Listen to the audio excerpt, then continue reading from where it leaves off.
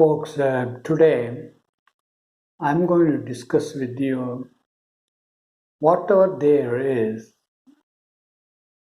in the universe, seen and unseen, is an energy form with certain kind of instruments.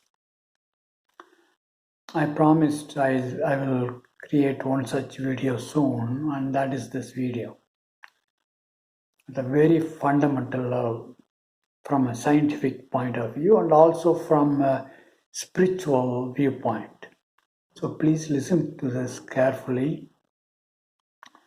This video will make you very happy, relieved, some of you. In some cases, it may create some kind of disappointment, especially if you have been thinking too much about the gods, etc.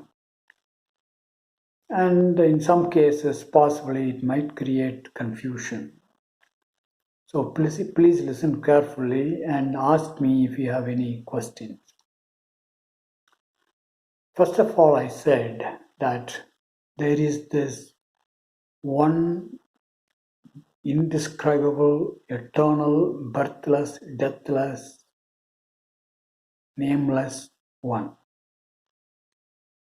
And at that level, there is no witness and no witnessed. That's why nothing can be said about it.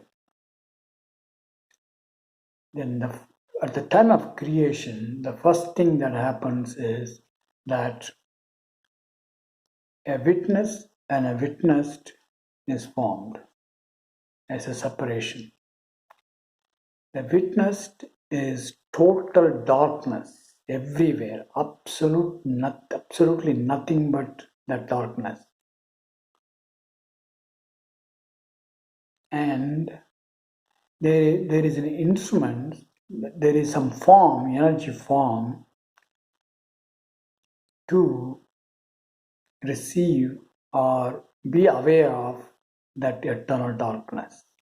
A very simple instrument. Before this, at the time of this indescribable state, there is absolutely no vibration. It is zero vibration. The moment the witness and witnessed are separated, there is a vibration. And that energy form which witnesses the eternal darkness everywhere around it is just nothing but an energy form to receive that vibration from the darkness. It's very much like the cell phone. The cell phone is nothing but an instrument to receive the vibration at the self communication level from the cell tower to your cell phone. It's exactly the same thing here, except that the instrument that this first creation has is very simple, and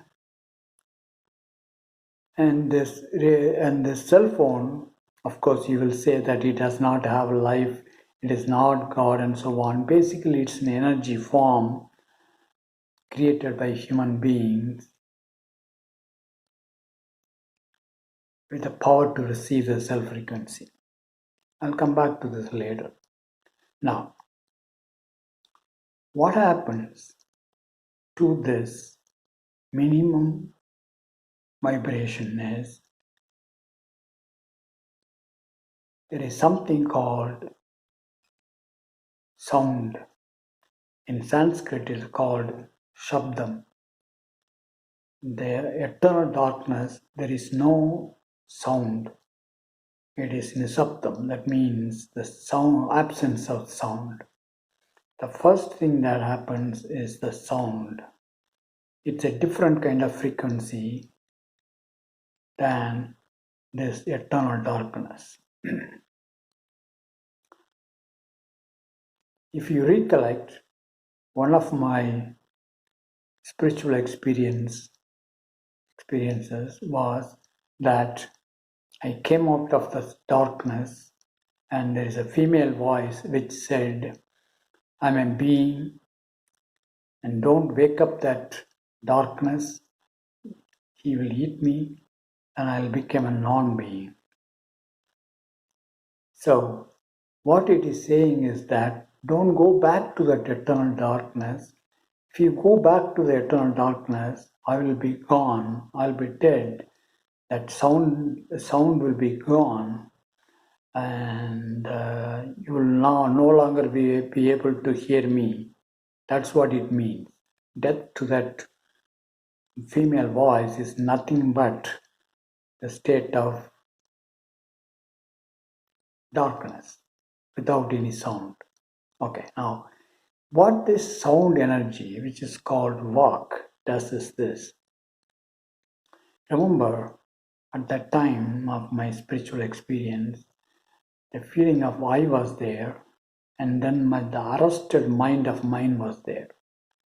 Now, what this sound or Vak energy does is that it creates some kind of vibration in my arrested mind so that there will be words in English. Reason why the English words were created at that time was because I used to think in English. If I were German, the words would have been German language. Same way, if I was speaking or thinking in Hindi, my words would have been in that language. So basically, that sound energy called Vak has the power to create words in the arrested human mind. Okay, now that's how the notion of birth and death was created and so on. The next level comes this light. The first is the sound, the next comes this light. If you recollect, I was given these three eyes, and when I looked through the three eyes, the three divine lights came out. Now, the white light and the red light and golden light.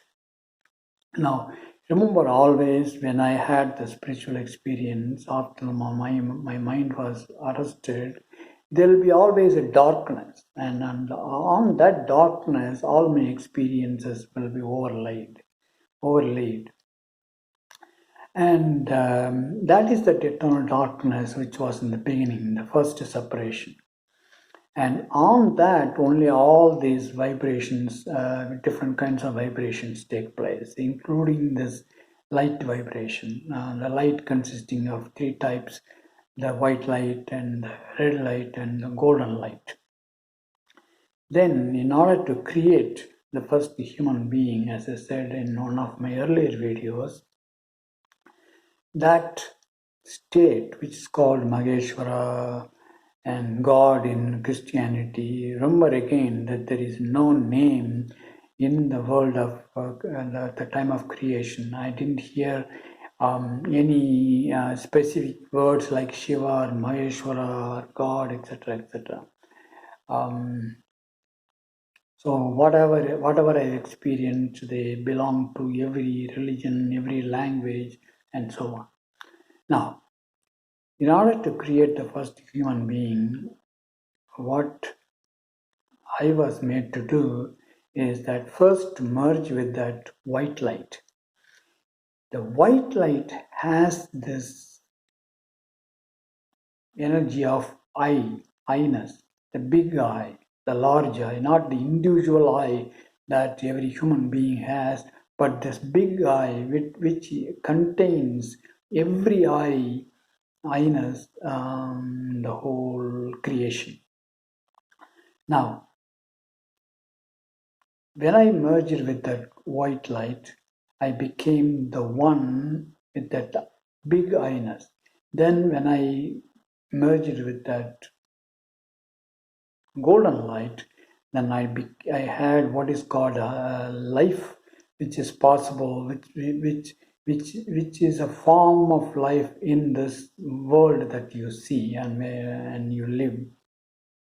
Now, when I merged with this golden light, then as I said, I became one with the five snakes behind me. Now, I also told you that that is the prototype or the model out of which the first human being was created. Now, what happens at that time of creation is that the five, the energies in the five snakes and the mind, my mind at that time, and the I-ness that I had. This is very carefully how to listen carefully. Not the big I was copied, but the I there were a lot of rays coming out of this big eye, the white light. One of that individual ray plus the mind of my mind, part of the mind, and the energies in the five snakes were used to create the first human being.